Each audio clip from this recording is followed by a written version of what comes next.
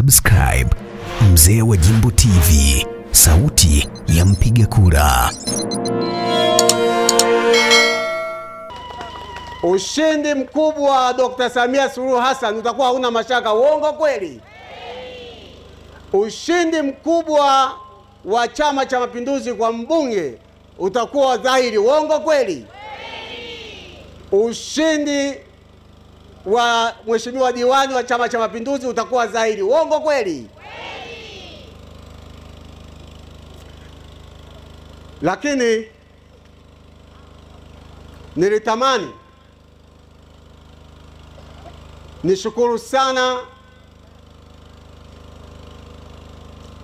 miradi mingine ambayo haijatajwa hapa, kama nilivyosema, wenzetu wa STOF kama taasisi ambayo mkurugenzi wake amewakilisha hapa. Ningetamani niwashukuru nyinyi nyote ambayo mlisikia wito wa Chama cha Mapinduzi. Mwishoni nitawakaribisha viongozi wetu hapa watoe salamu, lakini nilitamani kwa kweli niwashukuru nyie ambao kwa miaka 5 tumetembea na Chama cha Mapinduzi. Tunamshukuru Mheshimiwa Rais Dr. Samia Suluhu Hassan. Haya yamewezekana kwa sababu yake, tupige makofi mengi. Tunamshukuru mbunge Dr. Ndumbaro. Kuna yale ambayo sisi tulikuwa yako nje ya uwezo wetu, tulimkabidhi yeye.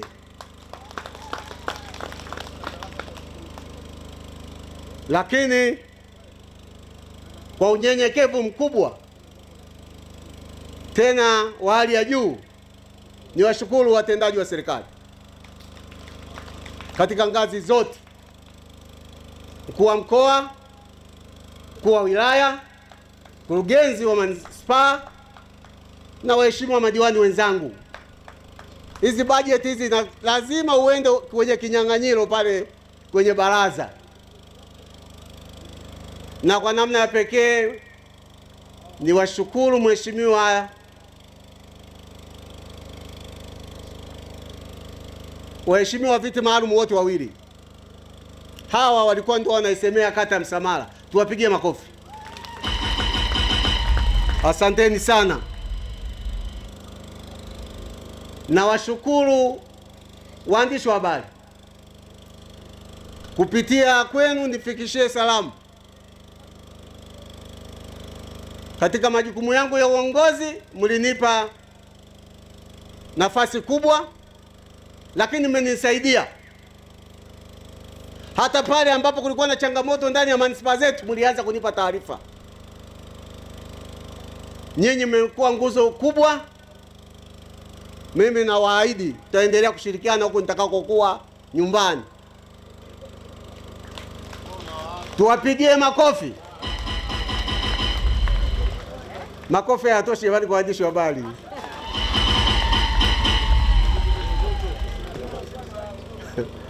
Wako watu mbalimbali nimewaleta hapa pamoja na familia yangu.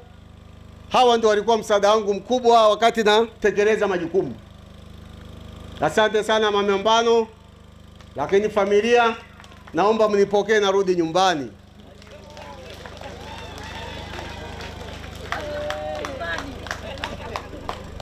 Kwanza, nimehuzunika sana kwa kuaga kwake, kwa sababu alikuwa anatetea wanyonge wengi sana. Hakuna utakayempata kama diwani Michael Mbano ambaye alikuwa anakwenda kutatua kero za wananchi. Hakuna mtu ambaye atakayempata. Yani nasikitika kwa nini ameaga. Natamani kama abadilishe kauli yake, kwa sababu ndio alikuwa mtetezi wa wanyonge katika manispaa yetu ya Songea. Binafsi katika kata yangu nilikuwa sina mtetezi, ndiye nilikuwa namtetea, nilitegemea Michael Mbano. Kwa hiki alichokifanya leo kimeniumiza. Tumeshukuru kwa kupewa taarifa, lakini tumepata mshtuko kwa kwamba amekuja kutuaga. Hofu yetu na wasiwasi wetu watu wa Msamala ni kwamba je, kwa yale aliyotimiza tumeyaona, tumeyakubali na tumeyahakikisha kwa macho yetu, je, huyo atakayekuja ataweza kukidhi vigezo ambavyo vimeonyeshwa na mstahiki Meya Mbano au la? Kingine ni kwamba tunamshukuru kwa muda wake na tunashukuru kwa maendeleo aliyotuletea. Sasa kwa sababu ni kama hivyo maamuzi ya mtu binafsi, ameamua kuaga. Hatuna budi kumshukuru kwa yale aliyotuletea. Tunamwombea mema aendako, lakini tunaomba vile vile kama ana uwezo au ana fursa ya kututafutia mrithi wake, basi atutafutie mtu mwenye vigezo kama vyake. Amefanya kazi vizuri sana kata ya Msamala. Maendeleo yaliyofanyika kata ya Msamala sisi sote tumeyapokea na tumeyaona kwa macho yetu. Kwa kweli mimi nimeipokea kwa masikitiko sana. Tena nimeyapokea kwa masikitiko makubwa kwa sababu Mheshimiwa Mbano kwa miaka hii mitano kwa kweli wananchi au wanachama alikuwa akiwasikiliza kwa namna mbalimbali. Kila wakimuendea Mheshimiwa Mbano alikuwa anawasikiliza, lakini pia anawatusaidia. Kwa mimi binafsi yangu kwa kweli nimeyapokea kwa masikitiko sana. Mheshimiwa Mbano tunatamani aendelee kuwepo tena kwenye kata hii ya Msamala. Nichukue fursa hii kukupongeza sana. Ni kipindi ambacho umetujengea nidhamu ya hali ya juu ya kiutendaji ndani ya manispaa, lakini ni kipindi ambacho pia umesimamia utekelezaji wa miradi yote na miradi mikubwa pamoja na umeitaja, lakini pia na fursa ya ule mradi ambao tumeupata wa ujenzi wa chuo kikuu cha uhasibu Arusha. Ni kipindi chako Mheshimiwa, hata unapotuaga kidogo nimepata wasiwasi wa kuongea, nikaanza kuogopa. Maana nilikuwa nasikia pembeni kwamba utagombea, lakini leo unaonesha kwamba dhahiri unatuaga. Kwa kweli mioyo yetu inaumia sana. Ni kipindi ambacho tumeona hata watumishi ngazi ya manispaa wanayo amani kubwa sana, hakuna migogoro kipindi chote. Kwa majina naitwa Mariana Mbano. Kuhusu alipofanya maamuzi ya kujiunga na udiwani, tulishauriana. Na mimi sikuwa na wasiwasi naye kwa sababu nafahamu mume wangu ni kada wa muda mrefu. Kwa hiyo aliponiambia nikamwambia nenda. Na anapoamua kupumzika pia mume wangu namjua, amechoka, mwacha pumzike. Lakini ukimwangalia anaonekana ni mtu mwenye nguvu. Mimi ndo najua mke wake anahitaji kupumzika. Kwa hiyo nimeridhia, nimelipokea. Atapumzika kama miaka ya mbele nikiona kwamba yuko vizuri tunaweza tukaendelea, lakini kwa sasa mwacha pumzike. Ni kwa kiasi gani utendaji wake alipokuwa meya ulikuwa wewe unakufanya ujivunie kumuona? Kwa kweli najivunia. Kazi nimeiona. Kwa sababu mimi Songea na miaka 20 hapa. Na nimekuta madiwani wengi, lakini spidi hii ni kiboko. Sasa huoni kwamba pengine hata patikana mtu wa aina yake ili aweze kurithi mikoba yake kwa ajili ya manufaa ya Wanasongea? Afya ni muhimu. Afya ni muhimu ndugu yangu. Afya ni muhimu. Naamini kwenye Chama cha Mapinduzi watu wapo. Hiyo nafasi aliyoiwekea yeye wataendeleza, lakini mimi najali afya yake. Ndio maana aliponiambia kwamba anahitaji kupumzika, nikamshauri apumzike. Mimi ndio najua. Kuna namna ulivyokuwa unammiss akiwa yupo kwenye utekelezaji wa majukumu yake? Kummiss lazima mzee mwenzangu. Kummiss lazima. Tunakushukuru. Wananchi wa kata ya Msamala walikiamini Chama cha Mapinduzi kwa sababu kwa kweli ni wazalendo. Ni ukweli kabisa, kata kwa miaka mitano ile kabla sijaingia haikuwahi kupata mradi wowote. Kwa hiyo ilikuwa ni hatua yangu ya kwanza, na hapa nikishukuru chama changu cha Mapinduzi, lakini niwashukuru wananchi wa Msamala wote. Pamoja na kwamba ile miaka ya nyuma hawakuwa na mradi wowote, lakini walikiamini Chama cha Mapinduzi na chama hapa kilishinda zaidi ya 90%. Kwa hiyo nilianza kwanza kuhakikisha kwamba nikishirikiana na mheshimiwa mbunge, kero namba moja ilikuwa ni kituo cha afya. Mimi nataka kusema asante Mungu, asante Mheshimiwa Rais, asante mbunge, asante waheshimiwa madiwani. Ukienda pale kwenye kile kituo kwa siku zaidi wa kina mama 20-15 wanajifungua pale. Nilikuwa najiuliza kabla hapo wale kina mama walikuwa wanaenda wapi. Lakini tukaanza kuifungua kata kwa barabara, madaraja, vivuko. Na kama unavyosema kwa manispaa, changamoto kubwa ilikuwa nilikuta manispaa haina amani. Nilikuta manispaa imegawanyika. Nilikuta watendaji wako upande wao, nilikuta waheshimiwa madiwani wako upande wao. Nikaongea na waheshimiwa madiwani na kuwapa majukumu yao, na niliwaeleza kifupi kwamba ili uweze kuwa kiongozi wa halmashauri, halmashauri ni sawa na sarafu. upande mmoja inakuwa na kichwa cha rais, upande mmoja kutakuwa na kichwa labda cha samaki. Kama kitakuwa ile sarafu haina kichwa cha rais haiwezi kuwa shilingi, yaani haina thamani. Kwa hiyo halmashauri lazima tukubali kufanya kazi pamoja, na niwashukuru sana waheshimiwa madiwani, kwa kweli baada ya pale kukawa na utulivu mkubwa, na kama lile alilosema mwenyekiti wa wilaya, tukaambia hatuna haja ya kuwa na vikao virefu, sisi tuangalie na tukaweka mfumo wa kupata taarifa kupitia vishikwambi. Waheshimiwa madiwani wanakuwa na taarifa zaidi ya siku 3, wanazipitia taarifa. Tunapofika kwenye kikao, kama kuna changamoto, wanakwenda moja kwa moja kwenye changamoto na kupata majibu. Hiyo nikawaomba waheshimiwa madiwani watumie muda mwingi kwenda kwenye kata zao kusimamia maendeleo. Leo ukienda kwenye manispaa ya Songea imebadilika sana. Miaka 5 ya leo sio ile niliyoingia. Kwa hiyo mimi niwashukuru nyinyi nyote, niwashukuru waandishi wa habari kwa kila msaada mlionipa. Kila jambo likitokea mlikuwa mnanipigia simu. Asanteni sana. Mstahiki, maendeleo na miradi iliyosomwa hapa ni mingi sana. Ni jumla ya kiasi gani ya fedha ambayo imetumika kwa miaka hii 5 kuhakikisha hii miradi yote ambayo imeletwa hapa inatekelezeka? Ukijubilisha kwenye ile ilani, miradi ile ambayo nimesoma ambayo inahusika moja kwa moja kwenye kata, sizungumzie yale majengo, kwa mfano ile jengo la mahakama nadhani lina mabilioni ya fedha. Sijazungumzia ile miradi mingine mikubwa, lakini ukizungumzia sekta ya barabara, sekta ya elimu, sekta ya maji, kwenye kipindi hiki cha miaka 5, kwenye kata hii peke yake tumepata zaidi ya shilingi bilioni 15. Hapo usije ukasahau na zile fedha ambazo zinaenda kwa wanafunzi wetu wale ambao wanafidiwa ada, zinaenda kwenye mashule yetu. Zaidi ya bilioni 15 zimeingia kwenye kata ya Msamala, na kata kama unavyoiona ni kata kubwa. Kwa hiyo nasema nashukuru chama changu cha Mapinduzi, nashukuru serikali, nashukuru wadau wote ambao umetusaidia. Asante. Mungu awabariki. Kabla samani. Mzee samani kidogo. Kabla hujahitimisha, watu ni kama wamepata mshtuko kidogo. Wakati wewe unaonekana unaaga kwamba hautagombea tena. Nini kilichopo nyuma ya hayo maamuzi yako kwamba hautagombea tena? Ni kweli kwamba hautagombea tena, na kwa nini?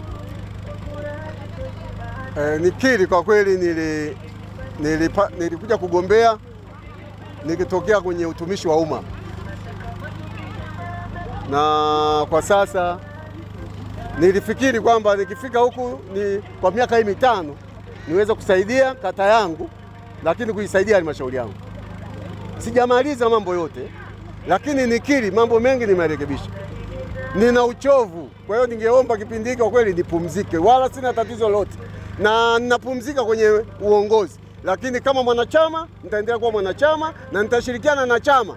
Nitatembea kwenye kampeni kuhakikisha kwamba Mheshimiwa Rais anapata ushindi mkubwa, lakini nitatembea kwenye kampeni kuhakikisha waheshimiwa wabunge walioweka na Chama cha Mapinduzi wanashinda. Nitatembea kwenye kampeni kuhakikisha waheshimiwa madiwani wote na ile katika manispaa yote wamewekwa na Chama cha Mapinduzi wanashinda. Kwa hiyo kinachoniondoa sasa hizi, naomba nipumzike sababu ya uchovu. Nimetoka kwenye utumishi wa umma, nimekuja kwenye utumishi huu, naomba kipindi hiki nipumzike kidogo.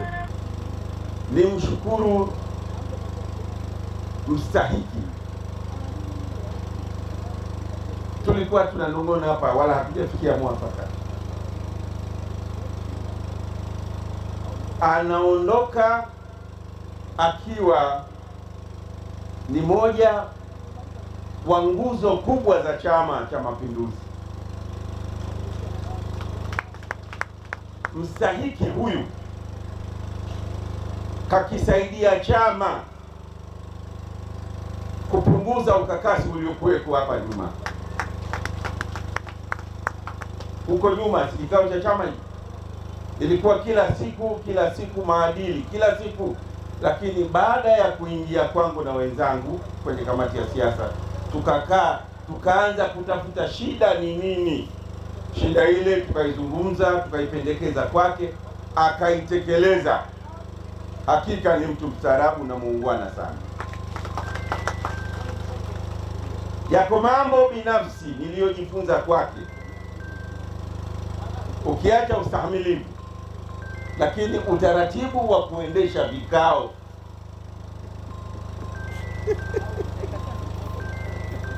vikao vyake lazima wote mngekuwa na makabrasha hapa. Sasa anapiga hii hapa sawa, hii hapa sawa, dakika 15 haya twende nyumbani.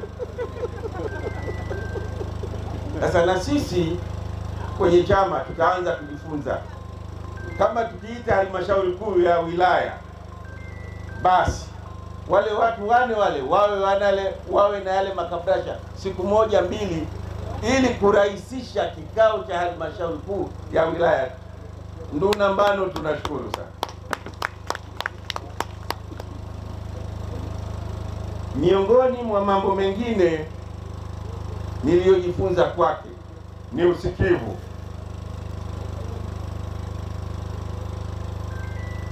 Kuna mambo nimemshauri, mfano ya kuwaenzi wazee wetu akina Dr. Gama, akina Chifu Zulu, wote hao haikuchukua muda, aliwatafutia taasisi za kuwaenzi majina yao. Lakini nikaendelea kumwambia, yuko mzee Kawawa, leo kaongezeka mzee Songa Mbele,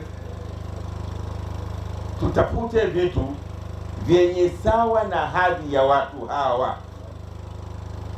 Hayo ni kazi nilizokuwa nampa Mheshimiwa Mbano na anazifanyia kazi. Tena ilikuwa nampa kazi hizo bila maandishi. Mbano oye! Oye! Mahusiano yake yeye na mimi binafsi, yeye na chama, yamesaidia tupate fidia ya ile bypass. Juzi alipokuja hapa Mheshimiwa Wasira, nilipata bahati ya kuzungumza naye. Niliwasilisha hoja zile baada ya kuzungumza na Mheshimiwa Mbano kwa miaka miwili nyuma. Mzee Wasira kathibitisha kwamba fidia ile ipo, watu watafidiwa. CCM oye! Oye! Hayo yote nayazungumza ni thamani ya ndugu yangu Mbano.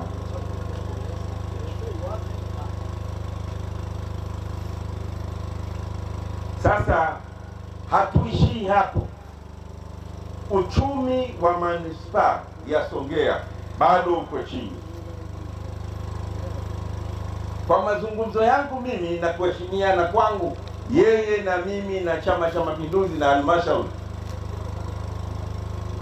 amebuni mpango wa kuboresha mapato ya manispaa ya Songea kwa kupitia mnaita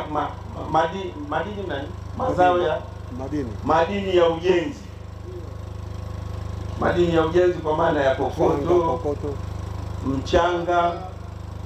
Na tulikwenda chuoni Tanga kule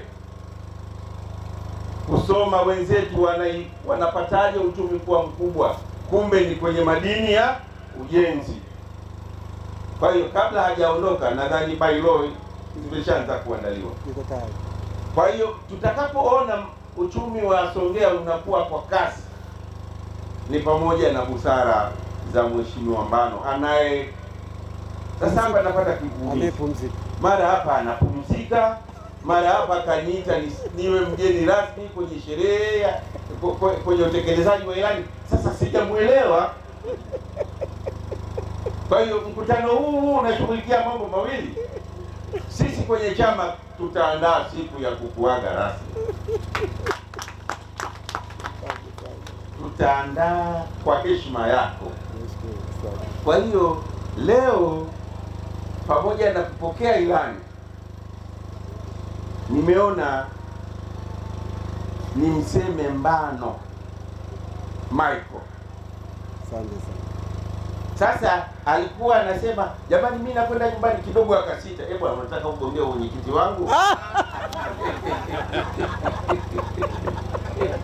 Kile sentence kukamilika vizuri kile. Huyu muungwana mimi yaani namuita muungwana asije upande huu, yeye anakuja tu. Kwa hiyo ndugu zangu, tujivunie kuwa na watu mahiri, kuwa na watu weledi katika uongozi wa nchi. Sasa mnajua wakati unapatikana uhuru, mimi nilikuwa hai, sijapata kuona kwa macho yangu au kuambiwa na mtu kasi ya maendeleo kama hii. Narudia, sijapata kuona kwa macho yangu au kuhadithiwa na mtu kasi ya maendeleo kama hii ya wakati wa Mama Samia Suluhu Hassan. Sijapata. Sasa kama kuna mwenzangu ananizidi umri alipata kuona, nikumbushe. Anisahihishe, nitakuwa tayari kusahihishwa. Ninapokaribia kumalizia, nimshukuru sana Mama Mbano.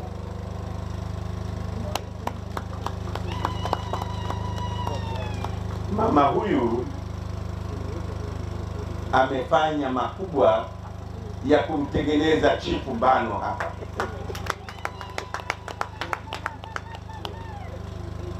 Mie nimekula lishe kutoka kwake.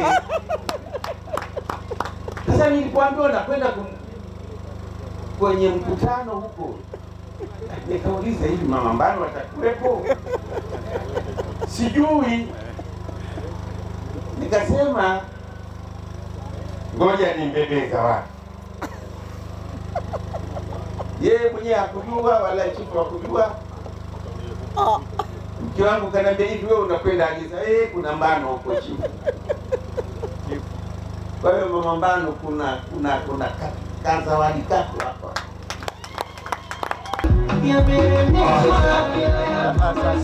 Haya jamani, vigelegele kina mama, vigelegele kina mama, vigelegele.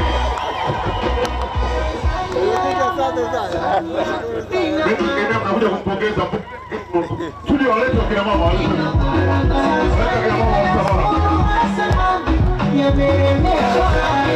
Mama Samia ina barabara na mama